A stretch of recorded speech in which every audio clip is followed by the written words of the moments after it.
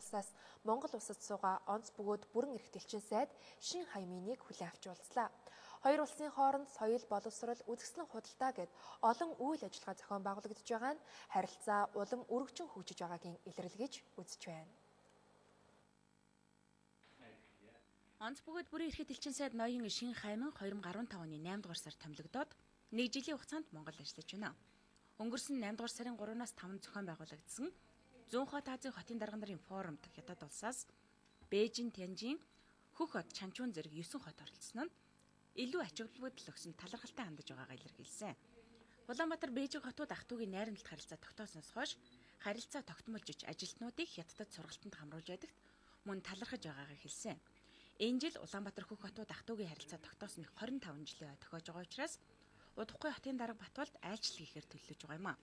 Саяхан буюу 8 дугаар сарын 3-наас 12-нд Бээжин хотод болсон Бүжиглэж буй Бээжин олон улсын залуучуудын фестивалд манай 20 төлөөлөгч оролцоод ирсэн байгаа. Хятадын засгийн газрын хөнгөлөлтэй зээлийн хөрөнгөөрс хэрэгжүүлэх төслүүдийг хоёр талаас дэмжин ажиллаж түргэн шуурхайг хэрэгжүүлэхэд дэмжлэг үзүүлэхийг энэ үеэр хүслээ. Мэдээлэлч Азмаа Төгөлдөр баяр хүргэлээ.